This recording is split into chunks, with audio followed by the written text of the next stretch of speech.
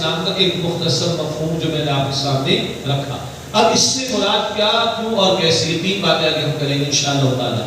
کیوں کا تھوڑا جواب آ گیا، مزید آگے آ جائے گا انشاءاللہ. اس سے مراد کیا ہے؟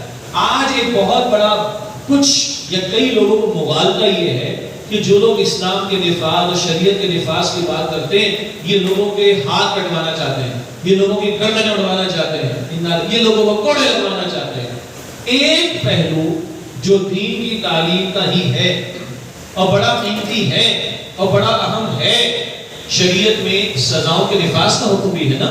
ایک عظیم اکثریت نفاذ اسلام کو، غلبہ اسلام کو فقط یہی سمجھتی ہے کہ سزائیں نافذ ہو جائیں گی.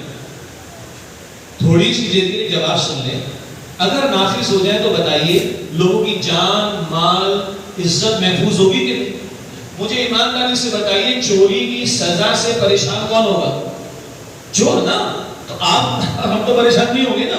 تو میں یہ عرض کیا کرتا ہوں جو لوگ بیچارے کچھ زیادہ ہی پریشان ہوتے ہیں، میں پوچھتا ہوں کوئی چوری کرنی نہیں تو میں نے کہا پریشان کیوں؟ آپ نے جب چوری نہیں کرنی تو آپ چوری کی سزا پریشان کیوں ہیں؟ آپ نے قتل کرنا ہے، میں نے تو قتل نہیں کرنا، تو آپ پریشان کیوں ہیں؟ پریشان کون ہوگا؟ قاتل. پریشان کون ہوگا؟ چور. پریشان کون ہوگا؟ ڈاکو. پریشان کون ہوگا؟ زانی. اسی طرح جب ناموس سے رسالت کے تحفظ کی بات آتی اور گستاخ کی سزا کا ذکر آتا ہے تو بھائی تو پریشان کیوں؟ تم نے گستاخی کرنی، ہم نے تو نہیں کرنی، تم پریشان کیوں ہو؟ پریشان کون ہو؟ اس نے گستاخی کر دی، ختم ہو گیا. لیکن اسلام کے غلبے یا نفاذ کا مطلب صرف سزاؤں کا نفاذ نہیں، وہ ہے ضرور اس کا حصہ.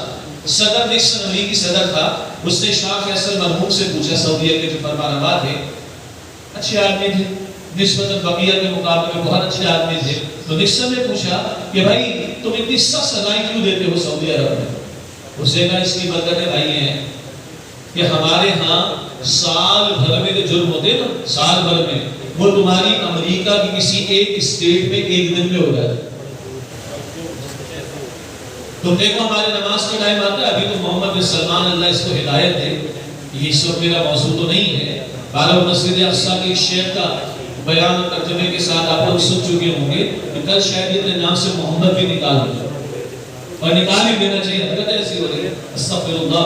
یہ تو آج ایسی باتیں ہو رہی کیا وہ جناب وہ جو سعودیہ میں نماز صرف دکانیں کاروبار بند کرنے کا معاملہ تھا، وہ آرڈر بھی واپس لے لیا گیا.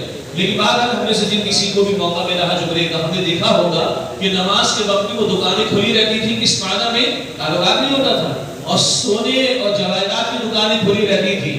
مگر مجالے میں کچھ اور ہاتھ پر اٹھائے چوری کرنے کے لیے. کیوں؟ اس کو پتا ہے کہ 2 ہاتھ چوری کرنے کے لیے اٹھاؤں گا تو 10 ہاتھ میرے ایک ہاتھ کو کاٹنے کے لیے تیار موجود. تو مال محفوظ ہے، جان محفوظ ہے. آبرو سے مراد کیا ہے؟ جس کو دیکھو ٹی وی پر بیٹھ کر کسی کی عزت سے کھیلتا ہے، زنا کا الزام لگا دیتا ہے. اللہ کی شریعت کہتے ہیں سورہ نور میں ہے کہ جو بہتان لگاتے ہیں، جو تہمت لگاتے ہیں زنا کی، اگر 4 گواہ پیش نہ کرے تو کیا کرو؟ 80 کوڑے لگاؤ. کسی کی عزت سے کھیلنا کا آسان کام، چاہے مرد ہو یا عورت ہو، عزت سے کھیلنے کی اجازت نہیں. تہمت لگا دو زنا کی، 4 گواہ ورنہ حد قذف لگے گی، 80 کوڑے مارے جائیں گے. اس سب کا بھی حاصل کیا ہے؟ جان، مال، آبرو محفوظ رہے. یہ شریعت کا منشا ہے، مقصود ہے. البتہ نفاذ اسلام کا فقط یہ مطلب نہیں ہے کہ چند سزاؤں کا نفاذ ہو جائے گا. نہیں، نفاذ اسلام کا ایک بہت بڑا پہلو ایک عادلانہ معاشرے کا قیام ہے. عدل سیاسی میدان میں بھی، عدل معاشی میدان میں بھی، عدل معاشرتی میدان میں. اور نفاذ اسلام کا ایک بہت بڑا مطلب ہے ایک پاکیزہ معاشرے کا قیام. تو پاکیزہ پر میں پہلے بات کر رہا ہوں، عادلانہ پر اس کے بعد بات کروں گا انشاءاللہ. ایک ایسا معاشرہ جہاں اللہ کی وحی کی تعلیم لوگوں تک پہنچانے کا اہتمام ہو، لوگوں کی تعلیم و تربیت کا بندوبست ہو.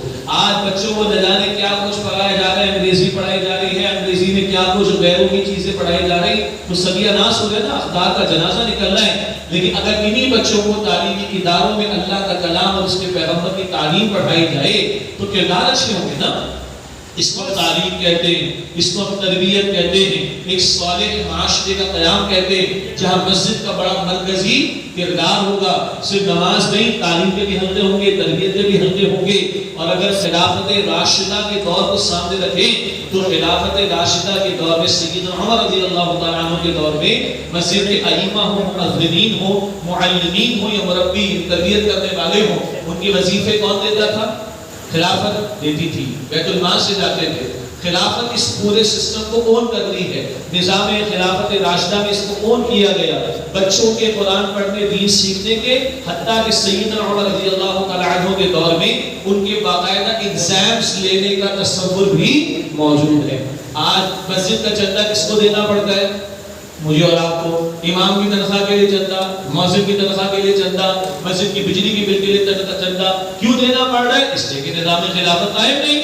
اگر وہ نظام خلافت قائم ہو تو یہ سارا کام ریاست کے ذمے ہے، وہ یہ کام کرے گی۔ بہرحال تعلیم ہے، تربیت ہے، جس سے جرم کی شدت لوگوں کے سامنے واضح ہو، جرم سے نفرت لوگوں کے سامنے واضح ہو، اور ایسا معاشرے کے اندر ایک اصلاح کا ماحول پہلے پیدا کیا جائے کہ